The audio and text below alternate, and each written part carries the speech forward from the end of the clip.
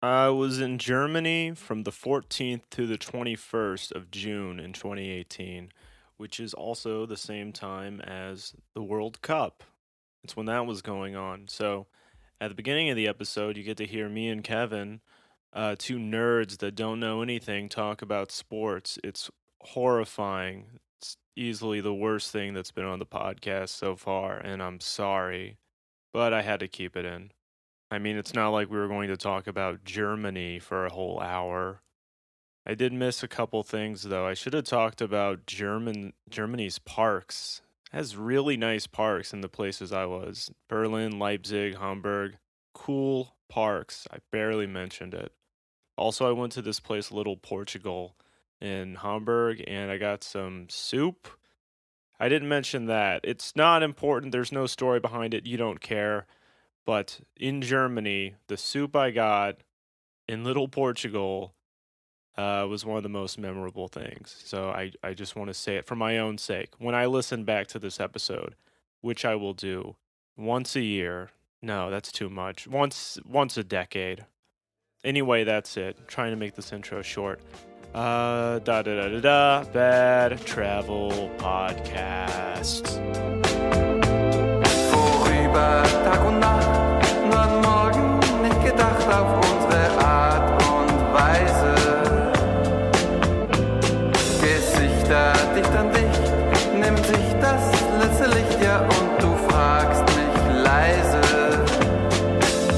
Ist das Ende?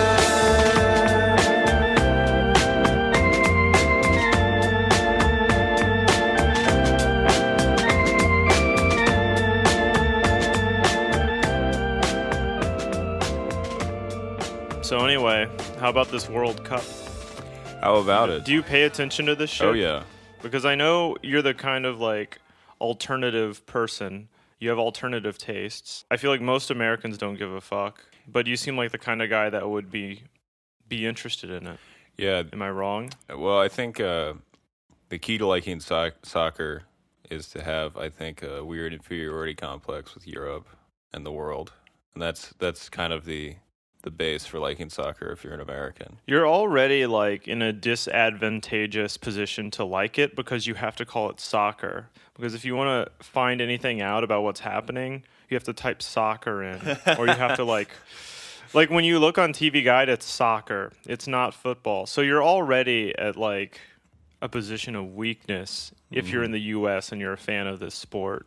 Yeah, you don't. And then you just have to combat everybody else's shitty attitude towards it. Oh, you're watching the World Cup. That's cute. What is that like? That's like the Super Bowl, but for losers. The last World Cup, I was working. We were watching it in the office. It was like the American team, which is already like, it's not really fun to watch the American team play because they suck. But anyway, it's like everyone's around the TV, and then this British guy that worked there. Like, They were walked playing in. some country with 20,000 people, but somehow that country was beating the shit out of America. This British guy walks in, and he's just like, he looks at the TV and he looks at everyone. And he's just like, "Oh, what's this? Americans pretending to understand football."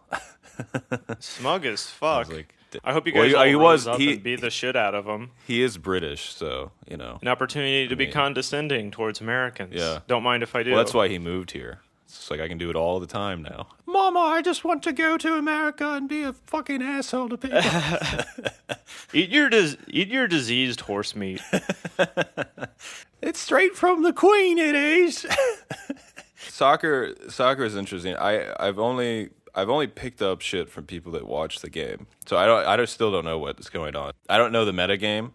So this is the thing about sports, which no one talks about, and I wish they would, which is that you have to have a meta game to even enjoy the damn thing. You know, so because you can't sit down and enjoy a sport, you have to sit there, and you know if you sit down and enjoy a sport, you're just gonna watch people pass the ball around, and it's random. At random. When you say metagame, are you talking about the statistical analysis behind the game and the rules and that shit, or are you talking about I'm going to go to TGI Fridays and the game will be on in the background, but I'm going to be eating wings? And so is the metagame wings? Is that what you're saying? Because that's what I think when I think of sports and the shit surrounding it. It's like, Okay, I don't really give a fuck about what's on TV, but I can understand why people want to hang out with their buds and eat snacks. No, when I say metagame, it's like this. If you just sit down and naively try to watch a sport, and I figured this out because again, I was never athletic, but so I would figure this out later. Is that if you sit down and try to watch a sport, you can't, because it's just people moving around and passing the ball, and at weird intervals, people will start cheering because it'll be like you it'll mean be you like, have to oh, understand the rules? yeah, what the fuck is that? Sometimes it'll be like nothing actually happened. Like, they don't even score a goal. So it'll just be like, whoa, did you see how that midfielder crossed to that striker like that? And it's like, yeah, but he fucking got the ball taken away from him. It's like, yeah, good pass, huh? I'm like, I don't know. Dudes that are yeah. super into sports understand.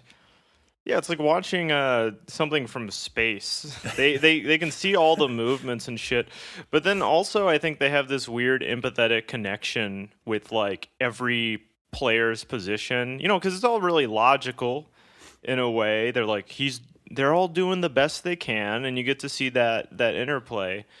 Okay, when I talk about it that way, it seems like there should be something there for me, but when it's happening on the screen, it's just like time passing. This is the best. It's just like this is the best sports podcast. It's just like listening to two kids that got beat up talk about sports. it's like that. It's almost an exact recreation. I wish I could get into it, honestly. Yeah. There's something wrong with my brain where I watch the shit and time slows down to a crawl. It's like Yeah. boring for me. I want it to be cool. And you'd think like I'm traveling in Europe. I'm in Germany and the World Cup is happening and everyone cares about it. Everybody gives a shit. There's nobody on the street because everybody is in bars and at restaurants. They have big TVs set up. Everyone's paying attention to it, like hanging on every play. Do they have plays? Yeah. And you would think that at least from like a humanistic, empathetic level or whatever, I could sit down and be like, I'm part of it. I'm part of humanity. But instead, I feel like I'm a freak. I am a fucking weirdo. Because I see all these people congregated around something that to me makes no sense. Yeah. I can't even pretend to get into it because I don't give a fuck. I don't want to take the time to sit there and go, yeah, this is the team from Milan. They're really good they usually do defensive, but they're really good on counterattack, and then they go in and it's like it's a lot of shit to have to learn. And I'm at the point in my life where I'm done learning things. I will never learn again. I don't want to learn about I'm done with history, culture. The only things I'm interested in learning is like what do I like to eat on this restaurant's menu. You're the perfect specimen to travel the world. This is what perfect. has my knowledge gotten me? It's nothing. Traveling has made me embrace my ignorance because every time I show up to a new place and I can't figure out what fucking bus to get on and I have a panic attack, it's like, well, what am I going to read about some battle that happened 200 years ago that supposedly shaped what's going on in the continent? I don't give a shit anymore. I don't even know how a bus works, How the that's the thing is like our everyday experiences are mediated through all these things like fucking bus schedules and signs that we can't read and websites that don't work and shit. It's just it's hard to just navigate the shit. And there's a science of making shit be so easy that even like babies are supposed to intuitively know what to do. Everything is designed according to usability now, and I still can't use it. Did you miss? So why the fuck am I learning about sports? Why would I want to learn about who hit the most balls, what year, what fucking Brazilian guy who's been playing this sport since he was 2 months old? I don't give a shit. I don't care about the pieces on the chessboard, and I don't care about the chess itself. This is a bad analogy because I don't like chess either. I just like the fact that I can tell you missed your bus and you're just taking it out on soccer. I don't want to talk about missing my bus right now. It's the only thing that interests me about it is watching it from like that distance perspective that is forced upon me, and I can watch other people getting into it, And like kind of vicariously, I can kind of feel something, maybe. But mostly I just feel disgust and alienation. Well, you should burrow into those feelings and make a cocoon for yourself, and then use it to insulate yourself. Well, from the world. I've done that my whole life. So that's easy. But like people in Germany are really Oh into yeah, it. Like crowds of people watch it. Whenever Germany was playing, I would be walking down the streets and they would be fucking abandoned, and shops are shuttered. And children, the playground, the swing is still like rocking, like that kind of thing. And then I would like walk a block, and the only places that are open are like bars. Like restaurants would have TVs that they brought in. They set up temporary like big screen TVs and projectors. I was at the mall because I'm just naturally attracted to malls, I guess. And I was walking through it for a while, and it was like fucking dead, and most of the stores were closed. And it was just like a normal weekday or something. And I was like, what is going on? It might have been a weekend. So I was like, where is everybody? And then I got to like the middle of the mall, and a bunch of fucking Europeans are sitting in the mall like on like fake grass. And there's bleachers set up, and there's a big projector. And they're in public at the mall, all watching the Germany-Mexico soccer game, just at the mall of all places, staring at this game. And I kind of looked at it for a minute, and I was like, nah, I don't give a shit. And I left the mall, and I was kind of walking around later, and I knew they lost. I knew they lost to Mexico because I was walking down an empty street, like in a fucking ghost town, and suddenly I heard cries ring out all around me, like surround sound, like one over here, one over here. I heard shit from the next neighborhood over. Just It was cool. It made me smile. I was like, I'm glad they lost. I don't know what would have happened if they won. Yeah. I want to be in Germany when they're all like charged up on positive energy. Yeah, so you had a little bit of Schadenfreude. Yeah, I do. By the way, also like at one point this week in Germany, someone sneezed and another person said Gesundheit, and I was like, wow. They're just really like us. You get that word from us? Yeah. Fucking copycatters. By the way, when I first got to Germany, the first thing that happened was really funny because I just got to Berlin off the train from Prague. Mm-hmm. One of the first things that happened was like this big burly dude. I believe he was an immigrant to Germany, maybe from Turkey. Big burly dude stopped me and asked if I was from the U.S. He's like, USA, American? And I was like, yes. And he like pointed at my chest and he was like, Trump? Like kind of like, Trump asking me, and I was like, "Oh no, not me. I'm not Trump. No, no Trump from me." And he was like, he made this gesture like he was on top of a building, aiming a sniper rifle down. Yeah, aiming a sniper rifle and shooting, and then he was like doing the like cut off his head motion. And then he was doing, like, he started stomping the ground, like, kind of stomping on his body. Yeah. The Trump's body, I assume. And then he was like, I cook him, Trump. And I was like, oh, holy shit. First of all, overkill. You shot him, cut off his head, and then stomped on him. And then cooked him? Yeah. Too much. But he was saying all this to me. And then he's like, if you see him, you tell him. You tell him I said that. Yeah. And I was like, I'm not going to see him. I was like, all right, I will. Yeah. You're like, oh, sure, yeah. You call him up. Donnie, dude, there's this, like, fucking Turkish guy, and he's fucking pissed at you, dude. What did you do? He's going to fucking cook Trump's corpse. I guess I should talk about, like, Germany or Germans or something. Besides that one guy, I think he was an immigrant to Germany. The way Germans act is very, like, reserved, you know? The thing I notice most about them, and at first is kind of refreshing, but then later becomes irritating, is that how non-neurotic they are. What do you mean? They don't display a lot of emotion outwardly. You know, like Americans kind of wear their feelings on their sleeve a lot. Like if somebody's not happy, they'll kind of mope a little bit. Mm-hmm. Or if they're angry, you can see it on their face. whenever somebody in America is doing anything, even if they're like fucking pumping their gas, if they're happy, they'll be whistling and being a fucking nut about it. If they're upset, they'll be like being like, God damn it, fuck, and they'll be like kicking the trash can. Americans are neurotic as shit. Everything they do is full of emotion, and it's all like muddied, you know. They do a bunch of shit that they don't even know what they're doing. They're trying to get at something they don't know what it is.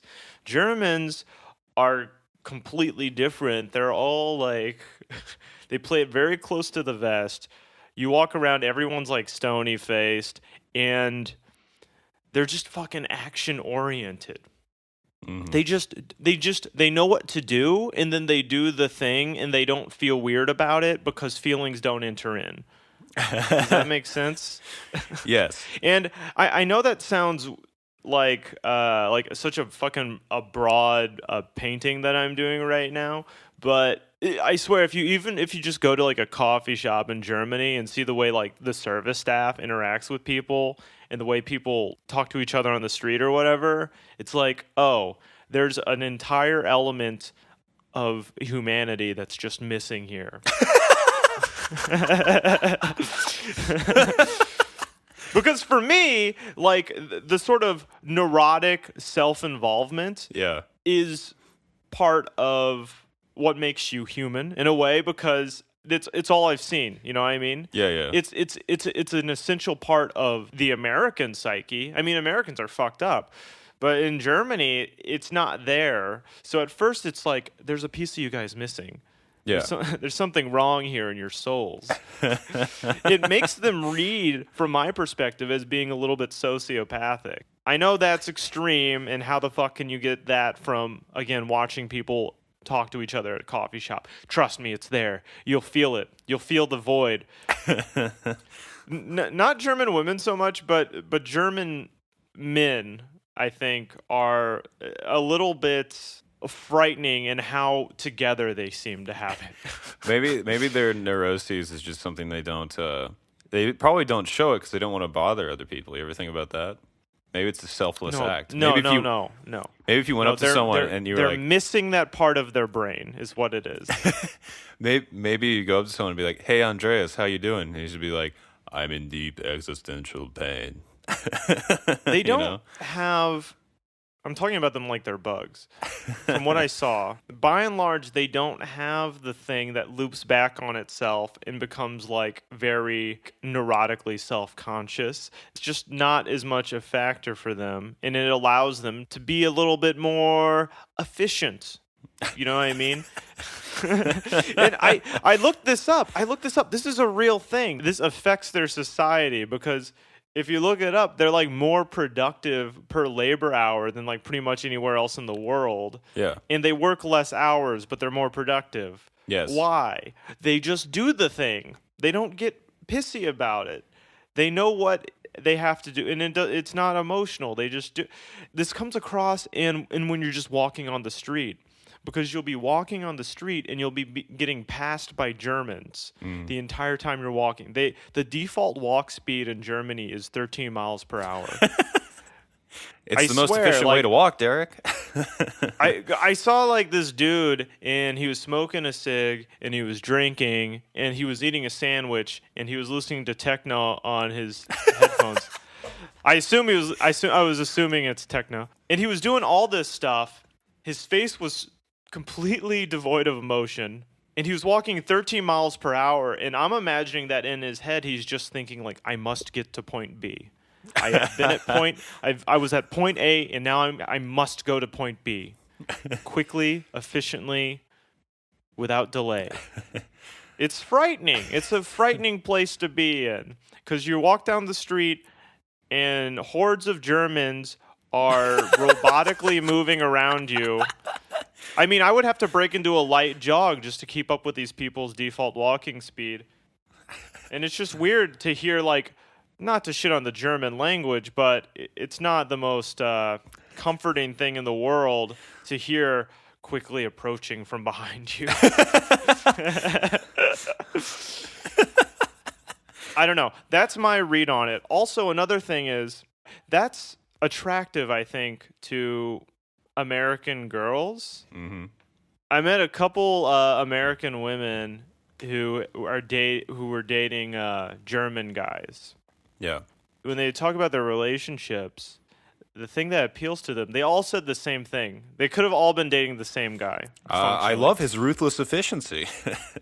Yes! That's basically what they said. They said, like, he never talks about his feelings. He just does what he has to do. He's uncomplicated. He's very competent. They all reported the same things. And it's like, damn, no wonder it's refreshing. You're used to dating American guys who are, like, sloppy as fuck. They probably texting you all the time, flipping out, doing weird shit, being spazzes. You know, they don't have their shit together. And then you date you date a German guy. You It's like almost said dating a robot. yeah. Yeah, it's like dating a robot. Hey, It's probably wonderful. hey, Hans, do you want to hang out, maybe get dinner? Yes. I found the restaurant that's equidistant between both of us. It must be refreshing, though. It must be refreshing to date someone where, like, if you're a woman, you don't have to take care of them, do quote unquote emotional labor. Yeah. They're just gonna, yeah. You'd be wasting your time. They're just gonna handle themselves. If more American women find out about German men, we're fucked. Like, it's the only reason all American women aren't moving to Germany and finding German guys is because they just don't know yet, and we have to keep it from them. One time I asked a guy who lives in Munich, and I asked him to take a picture of me in front of like a monument. And he took the picture. And when he gave me my phone back, he said, I turned on the grid lines of your phone so that way your pictures are perfectly aligned because I noticed it wasn't on. You're welcome. It's like, thank you. The thing is, he sees the grid lines always. I was like, thank you so much for making my pictures more efficient. He did more in one photo than you had done with your phone the entire time you owned it. I know.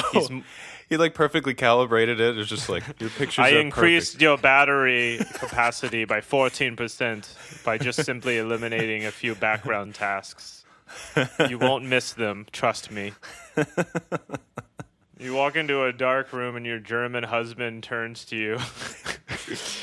His eyes are open. Did you sleep tonight, Hans? No. Who needs sleep? I have found a state in between this conscious world and sleep that gets me there almost 80% fully rested. But still allows me to listen to this American life. I love you, Hans. What is love? Yes, you do. Yeah, I love you, Hans. Yes. Confirmed. I love sneaking up behind my German husband, giving him a kiss on the cheek, and then noticing that he's buffering. Oh, I mustn't interrupt you while you're degaussing, purging excess RAM. I don't know. That's a stereotype. Black and white attitudes of Germans. And when I first got into the country, I was like, this is bullshit, whatever. I'm not going to buy into all this crap. But like one of the first things that happened to me was I was going to like cross a street, and I was crossing and the cross signal just stopped halfway through. It just went directly from green to red. There was no warning. So there you go, black or white. It's either fucking green go or it's red stop. They don't have the warning thing that every other country has. Every country has the green man starts flashing. In Germany, it just turns red. Hope you don't get by a fucking car. Pro tip, another thing about crossing the road in Germany is if you jaywalk and a car sees you, they will speed up. So they don't want you breaking the rules. Someone isn't following the rules. If it's kind of like if I eliminate you, that will be for the greatest utility. Take him out. Yeah. Well, you went to there's an outlier, right, of a city, right? Like it seems like from what I understand, Berlin is a bit more loose. Well, you would think so, but these are all things I like observed in Berlin, so I don't know. Oh, Maybe well, never not. mind. Although the thing is, like, about Berlin, some of the hearsay was like, Berlin is fully gentrified now. It's no longer cool. It's true. Like, walking around Berlin, it reads as like being hip, but it's pretty well hemmed. It's manicured. It's a nice city. You know, it feels alive with the youth, but it also doesn't feel like I don't know what I was thinking. Honestly, in my head, when I think back to my pre Germany image of Berlin in my head, it's like kind of looks like 1910s London. You know, there's a lot of tall brick buildings. There's like dirt roads and shit. There's guys in top hats with posh accents, hitting street children with a stick. Yeah, I thought of it as kind of like this lawless zone because you know Berlin has that hype behind it, that myth of being like this is where the poor artists can move and they can just squat and they can make their shitty techno and it's a lawless zone. But you go there and it's like no, it's it's a fairly hip city with third wave coffee shops and art galleries and I didn't at all get the kind of grimy feeling that I was going and hoping and expecting for. But south of Berlin, there are a few cities that are, rumored to be the next Berlin. Mm-hmm. So a lot of people are saying like Dresden. Dresden's on the up and up. Another place, Leipzig. And I actually did go to Leipzig. I didn't make it to Dresden, but I went to Leipzig. And I can kind of see like if this is what Berlin was like 10 years ago, I understand why they would say it's rough because Leipzig in the normal touristy parts, it's just like any of the other cities in Germany where they have like the old church and they have the sausage stand or whatever the fuck.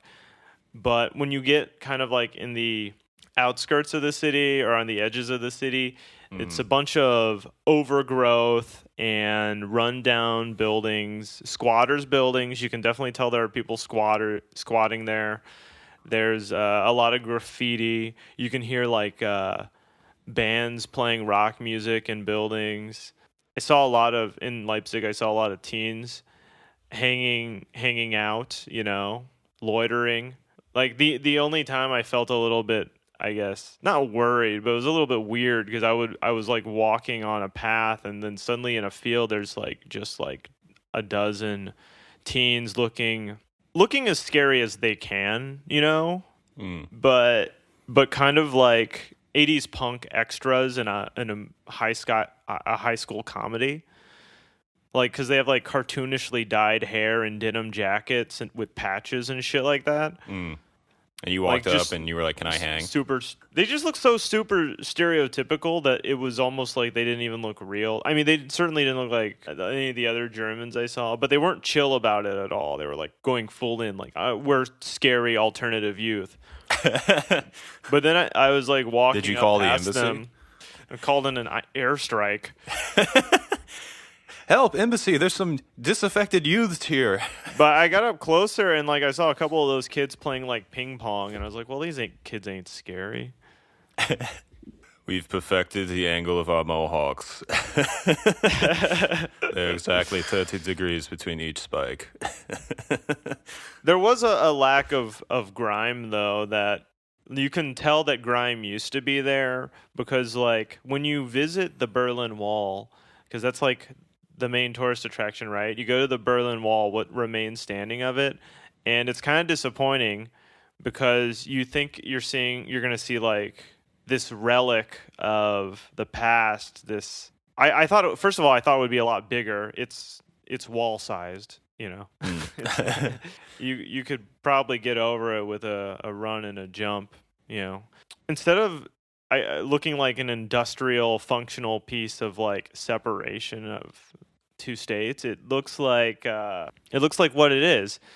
It's a wall that is now covered entirely in like the same kind of commission graffiti you see everywhere. Yeah. Like the kind of shit you see on the side of like a bakery.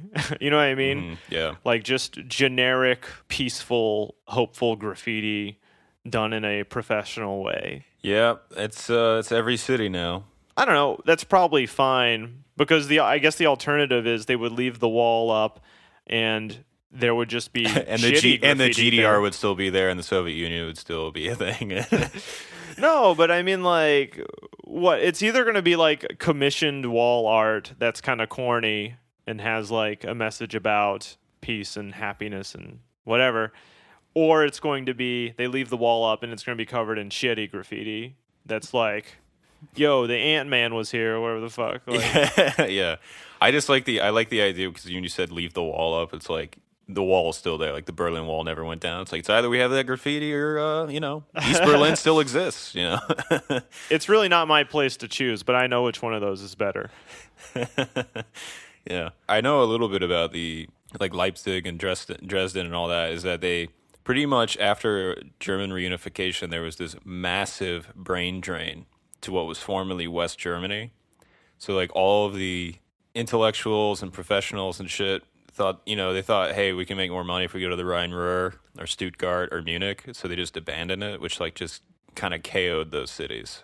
Thankfully, it sounds like they're gentrifying. So, maybe it's that same thing where like everybody moved back into the abandoned cities because the rent was cheap or whatever. Cool people moved there. People opened up shops. The rich guys said, hey, we're cool. And they moved in. They bought the shops. They commissioned wall art. They replaced the art that was there. They were like, this is pretty good. It would be better if someone paid for it. Karen, can I get a 3:00 meeting to talk about how hip we are? Right. Yeah, I assume there's a lot of real estate speculation. Probably, it's like, yeah, if we put a mural up, we can charge. Same shit that happens like everywhere in the world. Yeah, it's fine. I don't really care. It's not like I got there and I was like bent out of shape not to see the authentic Berlin. The Berlin I saw is the Berlin I saw, and I can see why people would still move there. Though it's a cool city, but it's not like it's not rough. Mm-hmm. It's not the kind of place where somebody would be like, "Oh, damn, you lived in Berlin. That's really tough. Were you able to get your flaxseed muffins?" Or don't tell me they had gluten in them. Don't tell me that. I know that the government of Berlin, they actually are doing like anti-gentrification measures. What is an anti-gentrification measure? I think so. What I understand is like the government, the city of Berlin, is acting as a buyer. So whenever buildings go up for sale, the government will come in, a lot of times buy the building, and then rent out the apartments at below market rates. So that way, like, they don't have, like, I guess the problem of, like, a lot of happening cities in America or whatever where, like, the core is condos and rich people. Right, where nobody lives there. But at the same time, that doesn't sound like it's, like, super sustainable to just have the government be subsidizing. Like, are they buying up the buildings at market rates? Because it seems like they would just be losing money then if there's still speculation. I guess that's kind of the point, is that, we'll subsidize the developer, we'll buy his building, and then we don't care if we lose money because, we're Germany. It's not like they're not.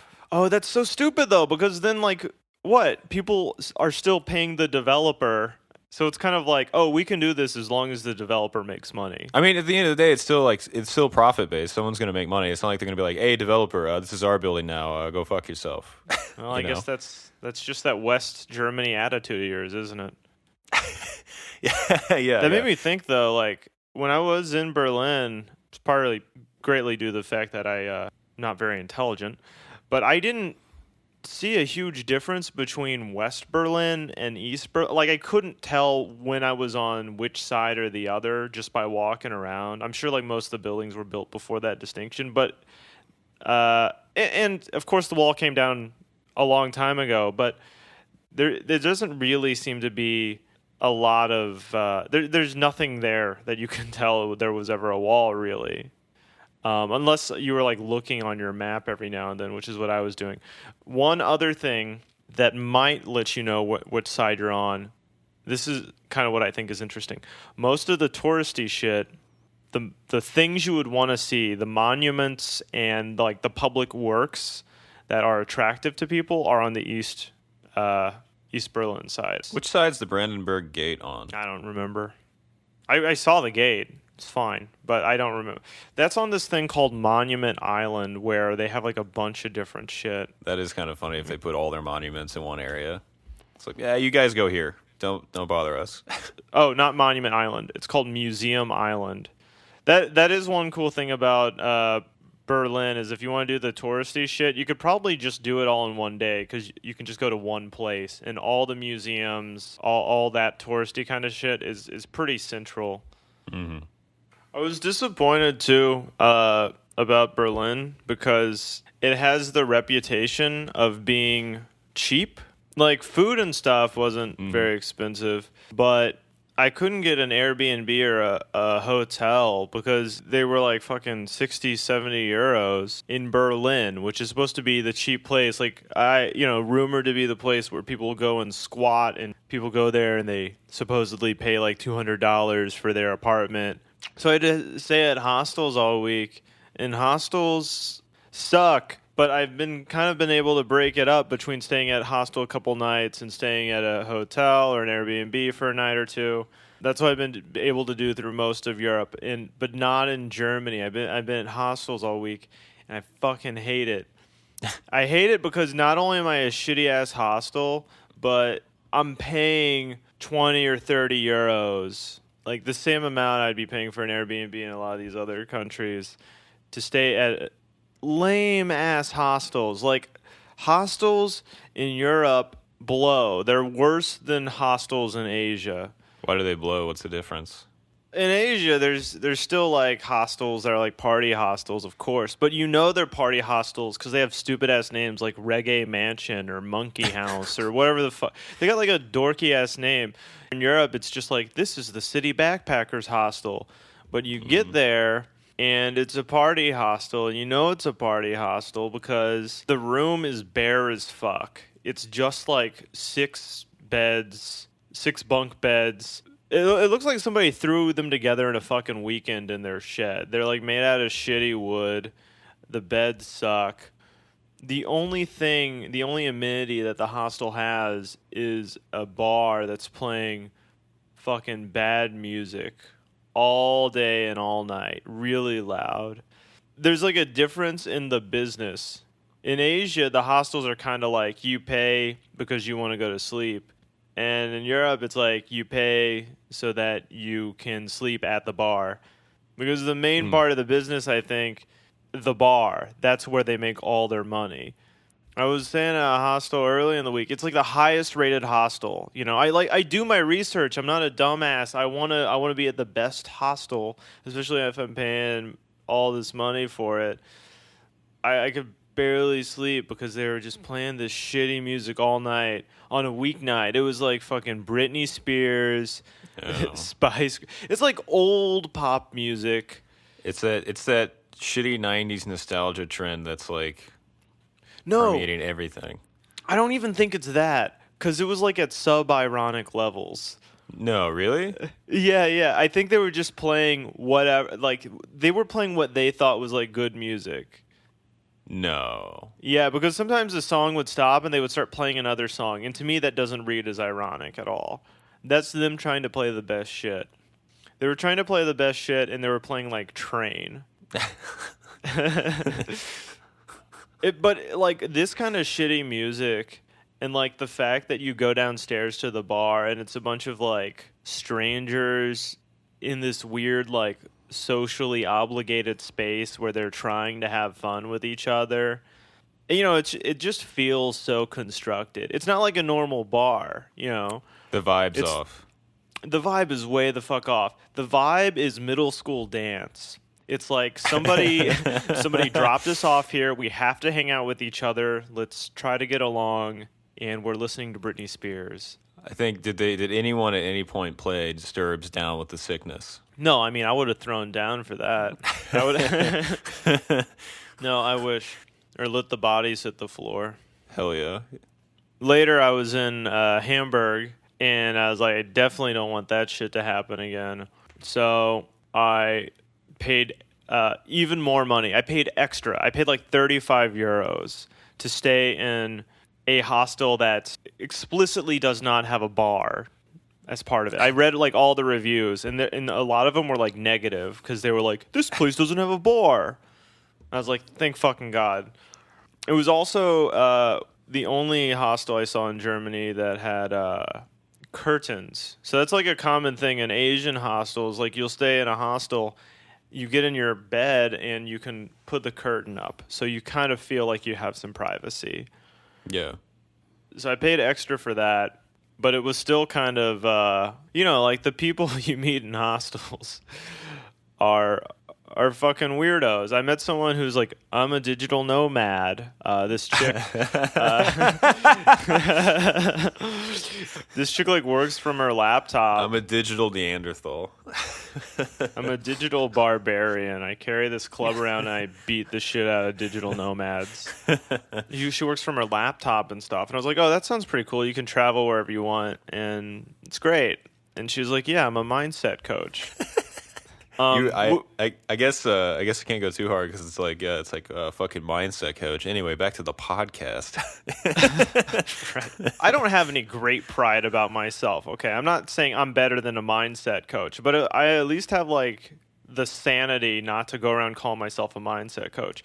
In my opinion, calling yourself a mindset coach means you are disqualified from helping other people's minds because you're a nut. You're a nutcase. I should have known she was crazy because I walked in the room and she was just smiling. So she just opens her laptop and she's like, "You're doing great. Keep it up. You're awesome. Hell yeah. Mindset coach. Yes. You'll be cured as soon as the Venmo clears." You're about, I'd say, $100 short of a totally aligned chakra. So if you could just want to... It was funny. I was like packing my shit up from that hostel, and she was too. We were both leaving the same day, and she was like, I hope you don't mind if I listen to something while I pack. I like to have something going, it's just to entertain me. And I was like, oh, no, I don't. It's fine. Go for it. Was it Hanson's Mbop? Close. It was Jordan Peterson. Oh, no. So I figured out who convinced her to be a mindset coach, basically.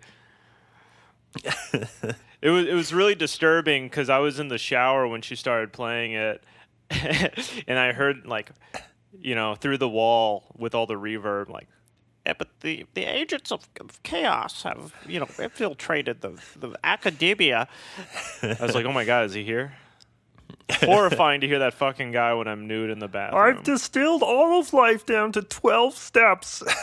People are too disillusioned. They're too disengaged from reality. And if you follow my advice and tame the dragon of chaos with your mage powers, then you'll be more in touch with reality. No, it was just horrifying. 1v1 me, bitch. I walk out and she's listening to that guy and smiling blankly into the fucking space between us. Anyone that tries to sell you life advice and they have it down to 12 steps, you need to stop. All of his advice is like really banal shit that you can get from any self-help book in any thrift store in America. A lot of it's just obvious, tried and true advice. It's not even bad. A lot of it's probably fine. But then he sneaks in all the shit about like dragons and chaos and archetypes, and you're like, what the fuck? I thought you were trying to make people not crazy. Yeah, before my room was a wreck, and now I think I'm fucking fighting agents of chaos because they're like trans teens with green hair, and I think they're destroying Western civilization. Oh yeah, you don't sound crazy anymore. Yeah, I don't know. There's so many like middle brow shit like that. I remember reading like one of Steven Pinker's books. Oh man, and I was like, I was in my late teens probably, and I was like. I picked it up and I was like, all right, well, people say this guy's good. And then I looked and I started reading and I was like, yeah, this isn't good. Like they're meant to evoke like a fuzzy feeling of faith that like progress in science will help us. But the books aren't about anything. They're just like kind of like, trust me, everything's going great. Why the fuck am I reading this book? It doesn't solve a problem. It doesn't like pose a question in an interesting way. It's just like, everything's going pretty good. All right, nerd. Shut the Yeah. fuck up. Clearly, it's not. Yeah. I have the internet. I've looked at things. It sucks. How the fuck do you read one of these books and you're just like a middle brow, like comfortable turd, and you're like, well, that's what you say to a suffering person. I read in a book that less people are suffering than ever. Whoop-de-fucking-do. This guy who's a tenured Harvard professor says everything's fine. I don't know if you can find a way to turn that little nugget into edible food, but hey, it made me Yeah. feel better on my commute to work, and that's all that matters. God, what were we talking about? The lifestyle coach? Listening to Jordan Peterson? I think I was saying I was in Hamburg when that happened. Yeah. Hamburg's cool. I think maybe Hamburg was my favorite city I visited in Germany. I mean, I only went to the 3, but it was kind of like more in line with maybe what I thought a German city would look like, because it had like a whole district with like the tall red brick buildings. It was like on the harbor, so like there were people eating like raw fish sandwiches and Get down with that. by the way, the town hall in Germany is called Rathaus, Rathaus, which I thought was cool. That's what I call it here, too. Got Yeah. him. Full of rats. It does have one area that I think is gross as fuck. It's like the most depraved, gross party area. It's called Reeperbahn. I think the district is St. Pauli. Maybe it's You a mean red just- light district. just- You mean being like lecherous? Lecherous as fuck. It's a shithole, really. So what's the deal with it? Is it drinking, drugs, prostitution? Like what's All of that. There's a bunch of like banners for like shows called quote unquote transvestite shows. I don't know what that is exactly. There's this one spot like right next to the McDonald's. There's like a sex shop, and it has like big posters of ladies' tits and shit. And it's like come into the sex shop, and then directly next to it, it's like Big Macs, quarter pounder. I mean, the place is also just like packed. All the bars are packed. There's drunk people like fucking passing out, puking in the street. Someone told me Hamburg is declared the #1 party city in Europe. cool? Declared by who? I don't know. I don't care. But I didn't hear about that beforehand. Declared by the mayor of Hamburg. I guess most people would think Amsterdam for like I want to party in Europe. The guy even told me, he was like, Amsterdam, forget about it. Hamburg, baby. Amsterdam? Fuck Amsterdam. We're going There are to also like a Hamburg. lot of, because the Beatles or whatever, I guess, started in Hamburg. I thought they started in they're- Liverpool. Well, they like played in Hamburg or whatever every night for a couple of years. They were like a house band at one of these bars. So there's like a tradition of live music. Yeah. But on one side of town, the music house is like doing music from The Sound of Music. Yeah. Super dorky. And then on in St. Pauli in the party district, all the bands are just like generic butt rock, like shitty rock bands. This is what Paul McCartney would have wanted. Yeah. I guess would want. He's not dead. He'll be dead by the time this podcast comes out. Okay. I guarantee it. No, Sir Paul McCartney is a wonderful person, but But he's got to go. I didn't go to the quote-unquote transvestite show. I didn't listen to any of the shitty rock bands. What I did do in Hamburg was I read on an events website that there was going to be a light and music show in the park. I thought, well, that sounds lovely. It's more my speed. Go to the park and see a light and music show. I don't really know what that was going to be, but I thought maybe it'd be like classical music and maybe lasers or fireworks or something like that, something tasteful. But I went to the park and it was just a water fountain that had lights in it, and it was just like kind of going. There wasn't any live music. They were just playing like Coldplay out of a bunch of speakers. I hung around for a minute, and at the end of the song, people started clapping. It's like, who the fuck are you clapping for? Chris Martin is not controlling the fountain. This stupid show happens like every single night, like during the summer. And yet there were hundreds of people there when I went on lawn chairs, sitting on the grass, holding each other, lovers young and old, mystified by the fountain, mystified by Chris Martin's syrupy vocals. This is so enjoyable. Such a stupid show, such a stupid thing. Yeah. That was the thing I did my last night in Hamburg, and after sitting at the stupid fountain, I was like, "Fuck, why didn't I go?" You know what I mean? Go hang out in the party district and I should have just went to a club. I should have just gone to a club. Should have. Well, at least you got to see Coldplay play in front of a fountain, or a speaker play Coldplay in front of a fountain. I mean, you can't do that anywhere but Hamburg. Another thing I did in Hamburg that was kind of cool was like they have this tour. It's called the Haunted Hamburg Tour. The whole thing is like Hamburg has a bloody history, you know. Not just like in the war, but it's got like Vikings and like witch trials and shit. So like the tour starts off and it's pretty cool because he's talking about like this thing, the Blood Eagle. Have you heard of this? No. It's pretty cool. So the Vikings came, I guess, and they killed everybody in Hamburg. And this is hundreds of years ago, so we can laugh about it. This is last week. The Vikings came. They killed everybody except for 5 people because they wanted 2 witnesses and 3 people to do the Blood Eagle on. And what the Blood Eagle was, they have these wooden planks, push the person down onto the plank so that their body is facing, their head's facing towards the ground. They secure them to the plank, and they use a hatchet or a machete or something to hack open the person's back on both sides of the spine. Then they use fish hooks and they rip the skin off to the left and to the right. Stay with me, Kevin. Okay. To the left and to the right to peel it back. They peel back the skin, displaying the spine and the rib cage. And they're alive. This is happening? They're alive. Jesus Christ. Now, normally, having the skin on your back peeled back to reveal your spine would probably kill you because of the shock, right? Or because of loss of blood. That's what the plank is for. That's why you're leaning downward, because it pools the blood in your face and in your brain so that you don't pass out from shock. You know, they just slap you or something, and you stay awake, and you stay with it.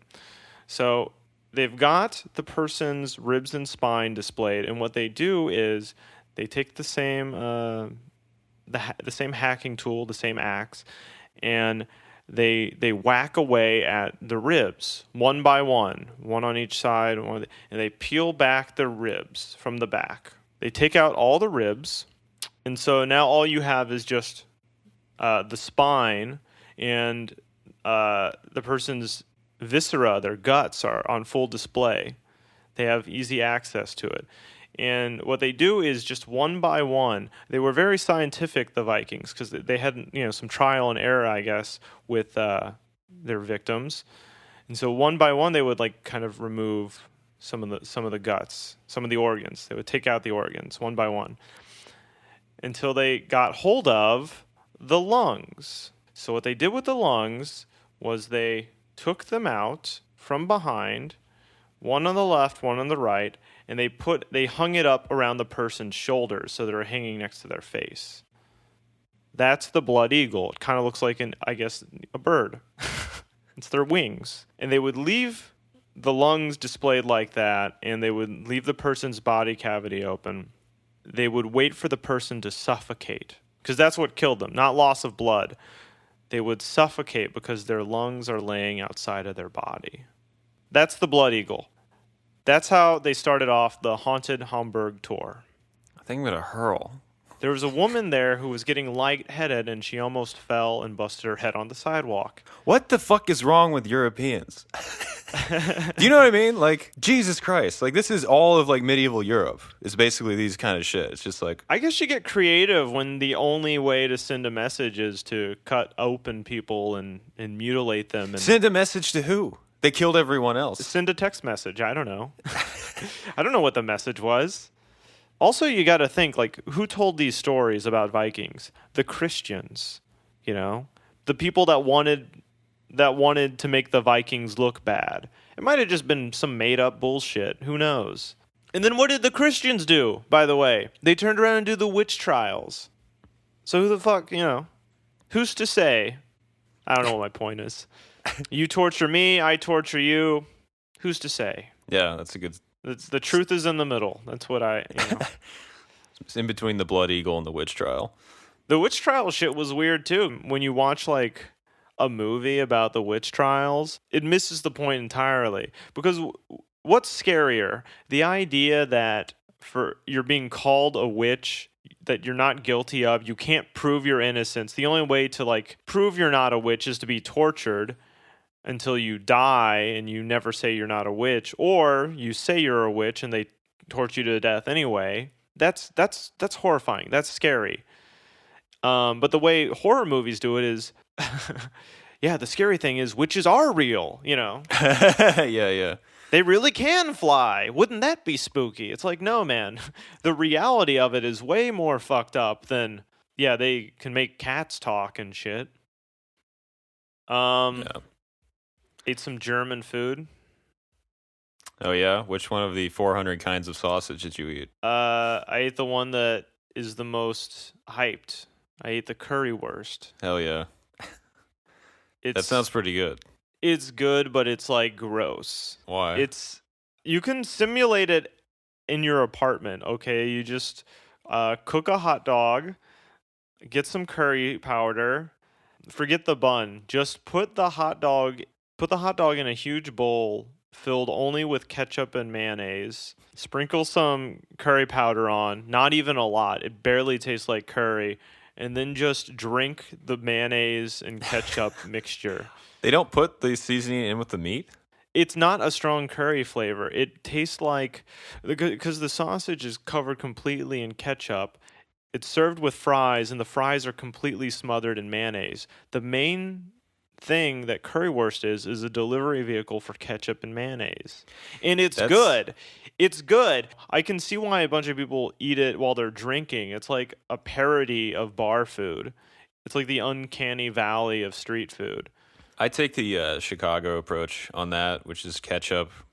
The combination of vinegar and sugar is going to overpower anything else, so you probably should not put it on. No, you can't taste the sausage at all. Yeah, like there's no point to eating it. Don't even season it if you're gonna put ketchup on it. Just you like ketchup, not necessarily. No, seriously. That's what currywurst is, and it has like a faint aftertaste of curry. But it didn't feel like I was eating German food. Of course, it felt like I was eating American food. Mm-hmm.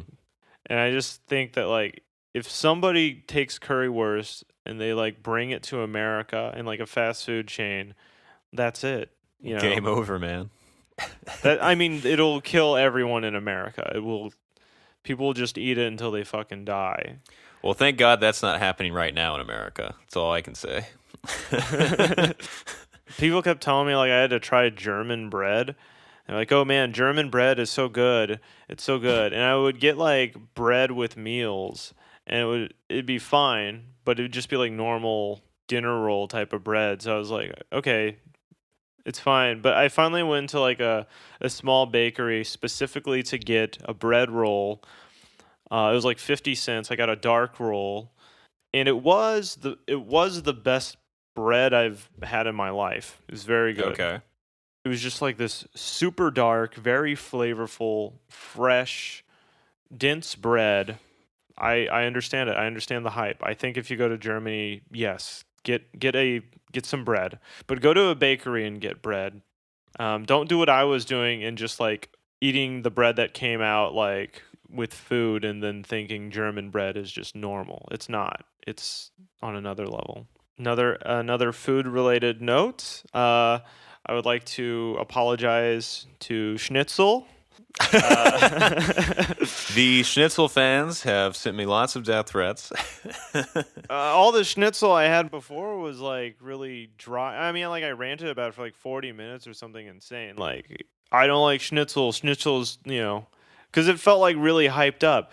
But I was in Germany in Leipzig, and I went to like a bar, like a shitty place where the floor is like gravel, and we're sitting on like lawn chairs and shit. And I ordered schnitzel, and it was delicious. I mean, it was still like the same thing, but they actually knew what to do with it because it came out like swimming in sauce. It came out with a side of like creamy sautéed mushrooms, a side of peas that were covered in hollandaise sauce. Nice. So it was just like it was like drenched in sauce. The meat itself was still a little bit moist. So it was good. The schnitzel was good, but it was like a low-class, cheap schnitzel at a local place. It was the cheapest schnitzel I had, and it was also the best schnitzel I've had. I've reversed my schnitzel take a little bit, semi-reversed. Well, it could be too that the restaurants that you got it in just are phoning it in because they know they have so many Yelp reviews, and like a lot of tourists don't. I guess it's like an inertia effect where it's like, well, everyone said it's good, so I'll leave a positive review as well. Right, yeah. I mean, I already posted on Instagram. There's no going back. What were all the cities you went to? Berlin, Hamburg, and Leipzig. Okay, so you didn't go to any southern German towns. Taking a flight to southern Germany would have been just like a little bit more than I wanted to spend. The most populated place in Germany is, I think, the Rhine-Ruhr, where like Cologne, Dusseldorf, and those kind of Bonn, like those kind of cities are at. Right. I mean, I only got a sense of like northern Germany. But even then, like all the cities were pretty different. They all had their own character. Probably Berlin is the most livable because there's a lot of stuff going on. But I think Hamburg is the most interesting of the three. And Leipzig's a little bit more, probably like more quote unquote authentic for a person seeking that kind of shit out. Well, if you know that, I'm sure all the real estate developers know that now. That's funny because they call Leipzig Hypzig. Ah, nice. Yeah, pretty cool. So which city did you like the best? I already told you. Do you not listen to me? I said it like No. 4 times. Take I a don't guess. remember. Take a guess then. Is it Leipzig? No, Hamburg. I like Hamburg the best. Does Leipzig have a nickname? Fuck you. I've heard people call it Hypzig. They're calling you a dead man walking. We're gonna get that Turkish guy to cut off your head. You swing at the king, you better not miss. Ist das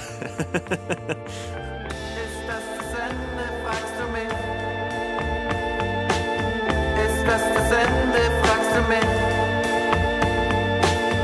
Ist das das Ende?